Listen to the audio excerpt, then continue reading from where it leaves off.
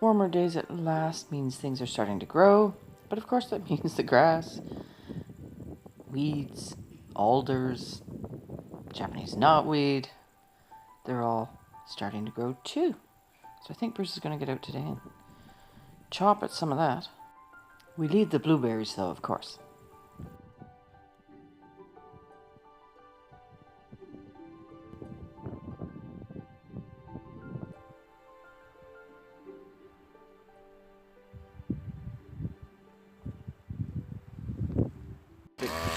Bruce has a new blade, so Bruce is attacking the horribly invasive Japanese knotweed. Bravo.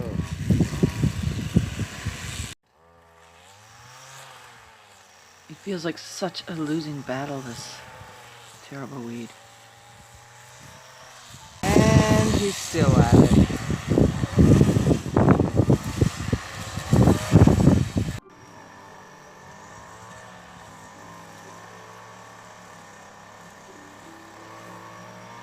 Looking a little bit cleaner.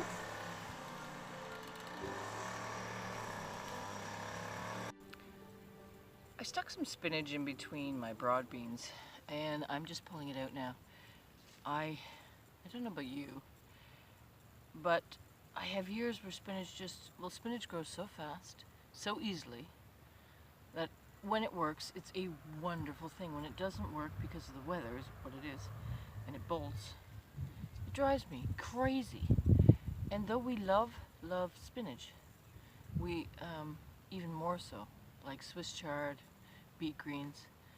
So it grows better in the fall here. We don't really have a proper spring, and I guess that's part of the problem. Anyway, I'm going to pull my spring seeded spinach out and use it for dinner this evening.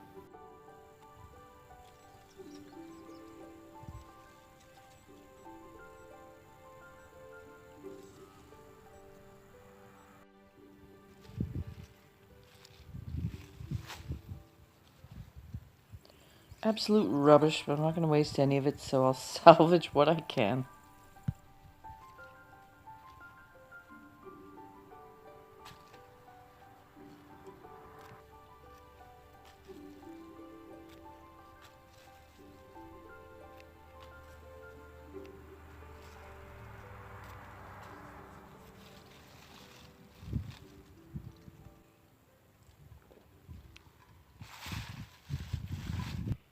I'll just get off the ground now and do a quick walk about pretty much the end of June now and show you what's going on. Still not a whole lot.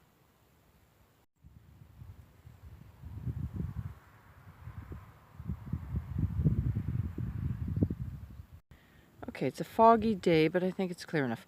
So the strawberries are doing wonderful. Berries are doing wonderful this year, from dogberries, blueberries, strawberries. So the frost or whatever does them in hasn't affected them too much this year. Wonderful. They're looking good. Broad beans are in flower. These ones here in all these beds anyways. I have more in the upper area. Peas are starting to climb. Boy, do I have to put string there. And sunflowers are coming out over there. I don't know what this is. I'm thinking it's purple top turnip. That's my guess. Then I've just got some parsnip coming up, some beets, some carrots, sticking my celery in. I've got to get a lot more of that out. I would say that's beets. Brussels sprouts, basil. Those I've stuck in from plants that were indoors. Yeah, I'm not sure. There's things that aren't coming up here. So that's not great, but I'll stick some stuff in. I bought marigolds and put them in. Didn't bother. I haven't had time to do anything this year. Parsnips coming up. That was second year seed, so it does work. I'm trying to top up with some manure around here, so things look kind of just sparse and messy. So odd, I'd say that's beets again, and that's another ground jerry. I put him out early, so he's not looking that great. More of the broad beans. This is sort of a salad bed, so radishes and lettuce. The lettuce is really slow coming up this year. I put it out late. I mean, normally I'd be eating it by May, but is what it is. So hodgepodge of lettuces and onions and radishes and I think there's some mizuna and celery and different things in there. One of my potato beds. I don't know. It's in my head, anyways, that I think the potatoes grow best in the ground. They like cool, but it doesn't get hot enough here for my beds to be really heated beds, so they should be okay if the soil's okay. So that's one of my potato beds. There's another potato bed, so they're all up. So I'm pleased to see that. And then finally down there is another bed. So doing good. Now back up here. Transplanted. So the zucchini, this is the only cheeky prince, and he's come up deformed. They've all come up deformed. I don't know if it's got something to do with the second year of them. I'm not sure, but I'm having a hard time with them, even growing them inside. So that seed grew from outside. Brussels sprouts. I just heard a whale. Wow, cool.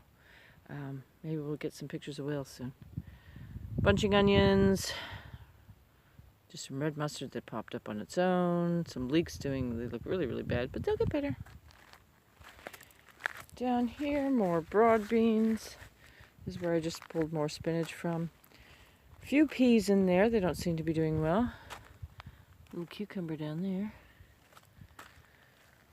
Odds and sods, I'm going to say that's beets and some carrots and some celery that died back but it's trying to come out again.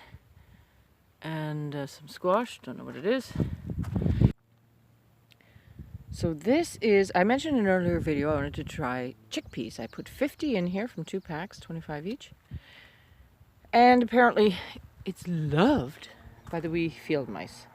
So I lost a lot of them. In fact, every night I was losing about 3 plants. So I'm starting to stick other things in here now. So there's squash from inside.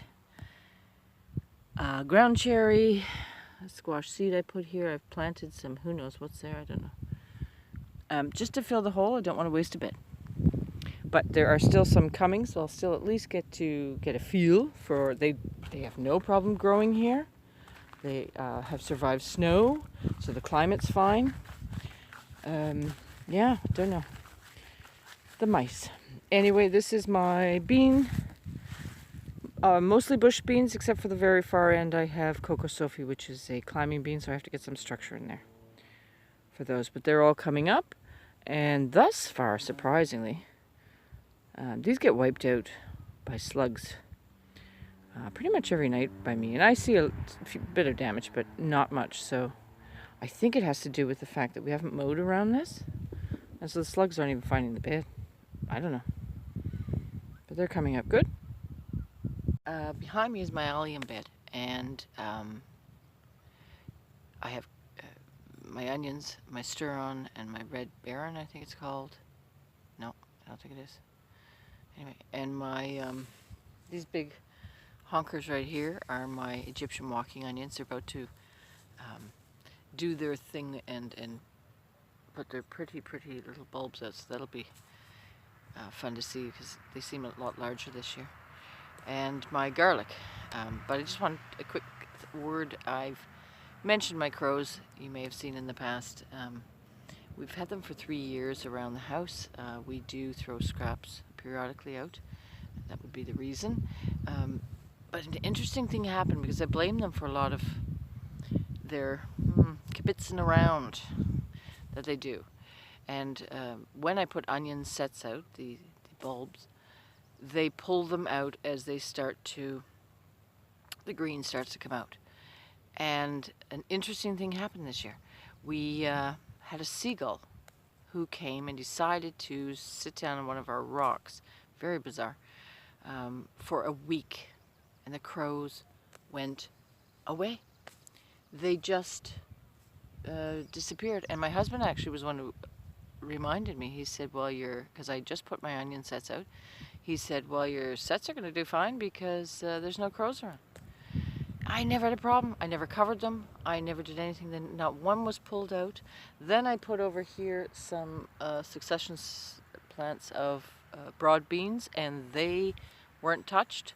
A lot of people had said it might be mice. I knew it was crows because they'd buried a couple that came up, which is what crows do. They take your food, they bury it. You can go out and you can look under the bush where you saw them put it, and you'll see the food there. And then in 4 hours' time, it's not there anymore. They come back and they get it. Anyway, what a happy, happy circumstance that they, you know, we miss our crows, but yet no, not so much. They haven't played around with any of my vegetables. The peas came up in my bed. Didn't even get a chance to cover them because of work and whatnot.